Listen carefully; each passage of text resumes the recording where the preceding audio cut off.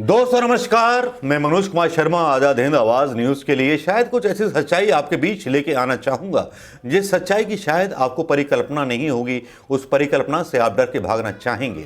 खास तौर पे कांग्रेस के समर्थकों को जो नए नए बने होंगे, शायद उनको पता नहीं होगा कि सच्चाई क्या थी कि उत्तर प्रदेश से क्या कारण थे कि कांग्रेस ने अपना आधार खो दिया, फिर एक बार पाया, फिर खो दिया।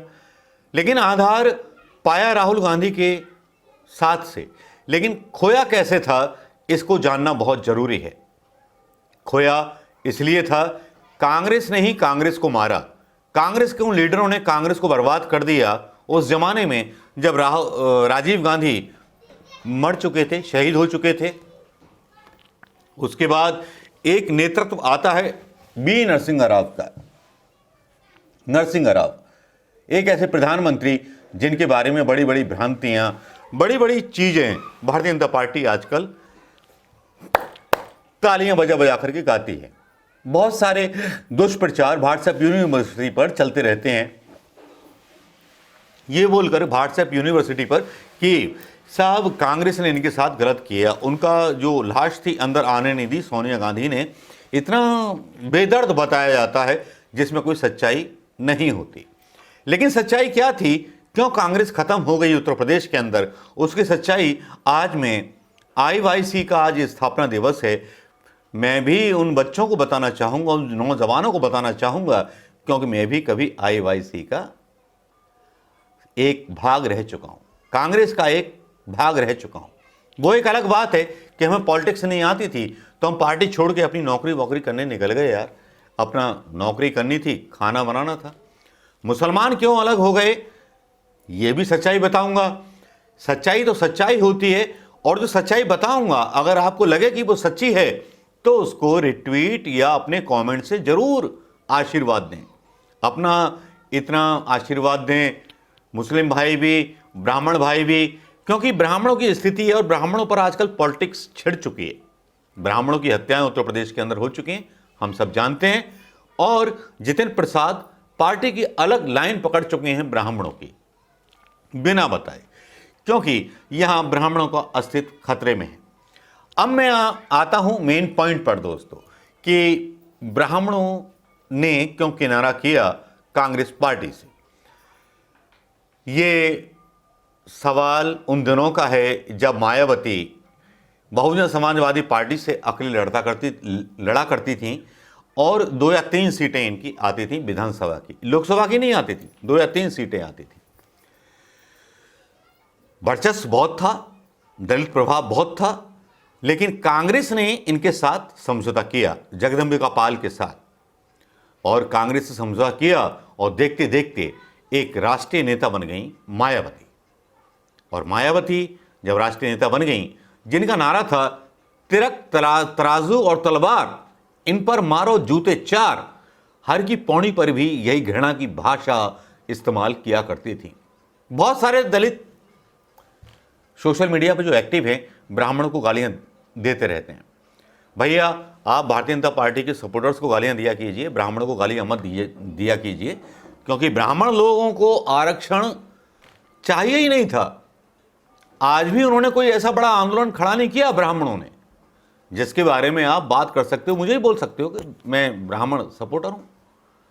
लेकिन सच्ची बात तो कहनी होगी, सच्ची बात जाया ना हो जाए, इसलिए सच्ची बात को लेके आना पड़ेगा। ब्राह्मणों का विरोध इतना ठीक नहीं होता। ब्राह्मणों का विरोध कांग्रेस ने किया। ब्राह्मणों को लगा कि मायावती को समर्थन देना कांग्रेस की भूल थी, इसीलिए कांग्रेस के अलावा मायावती की बहुत सारी सीटें उत्तर प्रदेश के अंदर आ गईं, और उस जमाने में वो मुख्यमंत्री बन गई। और मुख्यमंत्री बनी भी तो बड़ी कलाकारी के साथ। जगदम्बा पाल और मायावती ने भारतीय जनता पार्टी के साथ सरकार बना ली। ये इतिहास के वो अवशेष हैं जो सवाल उठाते हैं मायावती जी की नीयत पर। और उसके बाद आते हैं अखिलेश यादव पर। अखिलेश यादव आज बोल रहे हैं परशुराम की मूर्ति बनेगी, मायावती बोल रहे हैं परशुराम की मूर्ति बनेगी। ब्राह्मणों को कभी आरक्षण नहीं दिया गया, ना उनको कभी एक बीमा, मतलब वजीफा होता है ना, स्कॉलरशिप, किसी भी ब्राह्मण ने कोई स्कॉलरशिप नहीं मांगी आज तक, ना कोई आंदोलन किया आरक्षण मांगने के लिए। ठाकुरों ने किया होगा, राजपूतों ने किया होगा, लोधे राजपूतों ने किया होगा, ओबीसी ने किया होगा, लेकिन कोई एक नेता का नाम मुझे बता दे ब्राह्मण का जिसने आंदोलन किया हो। लेकिन ब्राह्मणों के बिना सरकार अधूरी रह जाती है। मैं दोस्तों उस समय के एक मेरे साथ काम करने वाले एक ऐसे व्यक्ति के साथ आपकी बात कराना चाहूंगा जिनका नाम हरिओम दुबे है। मैं किसी बड़े नेता का नाम नहीं लेना चाहूंगा यहां पर। एक ऐसे व्यक्ति के साथ मैं कॉल करना चाहूंगा जो व्यक्ति उस समय था, उससे भी सवाल पूछूंगा क्या उसके मेरे विचार मिलते हैं, क्या उसके मेरे विचार मेरी इस आइडियोलॉजी को सपोर्ट करते हैं। क्योंकि नरसिंह राव सरकार ने कांग्रेस को मटिया में ऐड कर दिया मायावती को सपोर्ट दे करके। उस टाइम सीताराम केसरी जो थे अध्यक्ष हुआ करते थे कांग्रेस के, जिन सीताराम केसरी पर बड़े बड़े सवाल उठाए जाते हैं। लीजिए, मैं बात करता हूं हरिओम दुबे से, जो बुलंदशहर के एक मामूली से शहर और कस्बे में रहते हैं। आज उनसे सवाल करते हैं कि साहब किस तरह से मायावती जो थी आज नेशनल लीडर बन गई। उनके विचार उन्हीं के शब्दों में मैं सवाल उनसे करना चाहूंगा। हरिओम जी।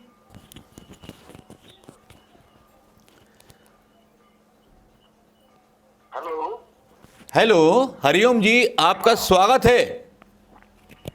जी जी जी बताइए जी। हाँ, कुछ क्वेश्चन हैं। अभी भी आप कांग्रेस से जुड़े हुए हैं या बहुजन समाजवादी पार्टी में चले गए थे, या अपनी पूरी एक कहानी बताइए मुझे 1 मिनट के अंदर। जी जी जी हाँ, मुझको मायावती सरकार के कुछ नेताओं ने, पार्टी के नेताओं ने मुझको प्रलोभन दे करके पार्टी में ले लिया था। मुझे जिला प्रभारी बनाया और उसके बाद 5 साल मेहनत करने के बाद उन्होंने मेरा टिकट काट कर किसी अन्य प्रत्याशी को दे दिया। नहीं, मेरा सवाल ये है हरिओम साहब, जो मैं अपनी डिबेट में डालना चाहता था, वो सवाल ये था कि बहुजन समाजवादी पार्टी राष्ट्रीय नेता कांग्रेस के नरसिंह राव की सरकार में मौजूद बनी, जो गलत निर्णय ले लिया गया था। क्या आप उससे सहमत हैं? इसीलिए आपका मोहभंग हो गया था कांग्रेस से? जी जी हाँ, क्षेत्रीय पार्टियों को साथ लिया था, इसलिए घाटे में रही कांग्रेस। ये बात सच है। क्या आप इसको दोषी मानते हैं कि नरसिंह राव के उस टाइम के सीताराम केसरी की कमेटी का जो निर्णय था वो गलत था, मायावती को समर्थन देना? गलत तो गलत थी, तो इसके बारे में अपने उद्गार कुछ कहिए सर।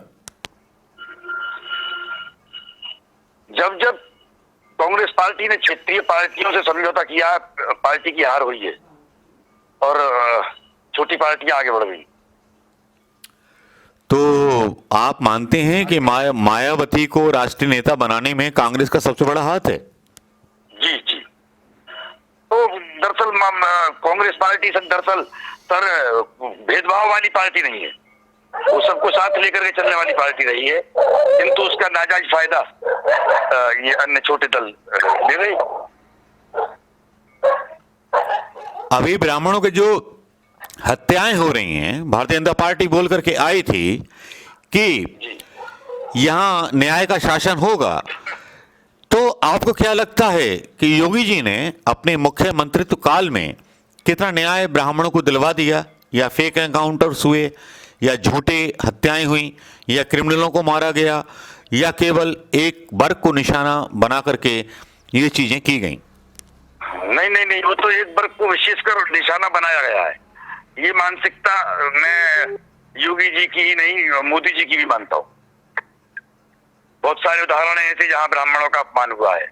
हत्याएं तो अब होनी शुरू हो गई हैं, और जिसको राम राज्य कहते हैं वो राम राज्य नहीं, सही भाषा में जंगल राज है। ये सच है। तो इससे लड़ने की आपने क्या योजना बनाई है? प्रेम भाव भाईचारा। हिंदू मुस्लिम सिख ईसाई सब आपस में भाई भाई, वही नारा। भाई भाई। जी जी।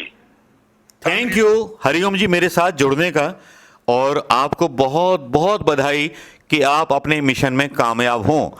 आईवाईसी का आज स्थापना दिवस था, उसके मौके पर आप कुछ कहना चाहेंगे? बहुत खुशी की बात है। मैं आपके साथ मैंने काम किया है। आप ब्लॉक अध्यक्ष थे और मैं नगर निवाई का महामंत्री उस समय चुना गया था। मुझे वो दिन याद है जहां बूथ पर हमने और आपने कमेटी गठित की थी, अनेकों मीटिंग अटेंड की थी जिले पर, लेकिन बीच में कुछ पुराने लोगों की वजह से कांग्रेस जो है वो उसमें चली गई। उन्होंने सही समय पर सही निर्णय नहीं लिए नगर में। प्रियंका गांधी जी के बारे में क्या दो शब्द बोलना चाहेंगे, जैसे उत्तर प्रदेश में वो एक्टिव हो गई हैं? प्रियंका जी सफल हो रही है और फिर वही कांग्रेस को खड़ी करके ला रही है उत्तर प्रदेश में जो 35 साल पहले थी, और वही राम राज्य जो 35 वर्ष पहले था, वो प्रियंका जी का प्रयास है। और जो जमीन से जुड़े हुए अति गरीब हर वर्ग के लोगों को प्रियंका जी गले लगाकर चल रही हैं। जैसा कि पूर्व में इस महामारी के दौरान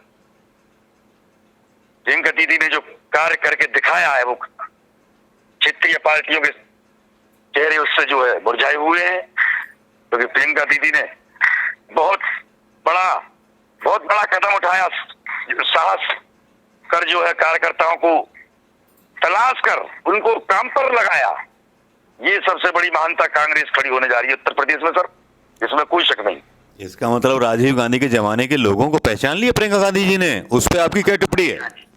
बिल्कुल बिल्कुल बिल्कुल बिल्कुल उन्होंने कांग्रेस मानसिकता को बिल्कुल नीचे से जड़ में से निकाल करके लाई है कार्यकर्ता को, इसमें कोई दो राय नहीं है। और उसी सीढ़ी पर हम लोग चल रहे हैं सर, हम छोड़ नहीं रहे कांग्रेस को, बिल्कुल ला रहे हैं उखाड़ करके। आज ही मेरा प्रवास गंगा पर है।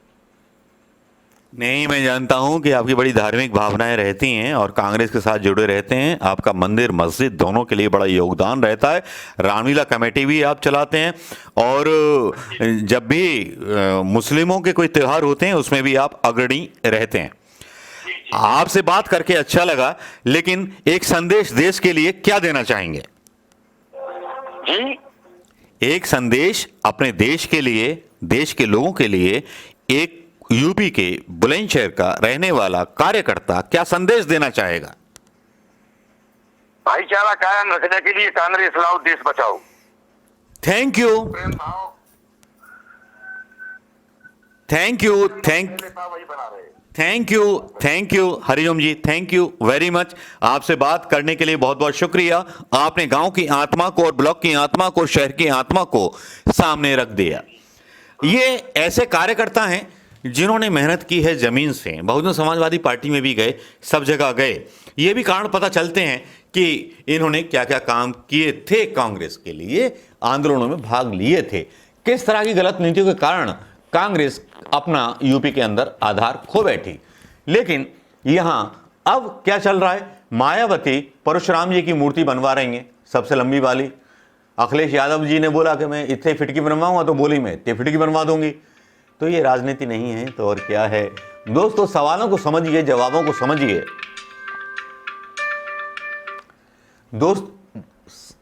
सवालों को समझिए कि यहाँ बहुत कुछ हेरफेर होता है। राजनीति बहुत कुछ कहती है। ब्राह्मणों के नाम पर डंका बजाया जाता है, उन ब्राह्मणों के नाम पर जो अपने लिए खड़े नहीं हो पाते, जिनको किसी आरक्षण की जरूरत नहीं है, जो कोई आरक्षण आंदोलन खड़ा नहीं कर पाते। दलितों की संख्या ज्यादा है, जिनके वोटों से सरकार बनती है और सरकार गिरती है। उन्हीं ब्राह्मणों पर मनुवादी होने का ठप्पा लगा दिया जाता है, जिसके बारे में मुझे तो बहुत ऐतराज है। आपको है कि नहीं? आप बताइएगा दोस्तों। नमस्कार, जय हिंद दोस्तों।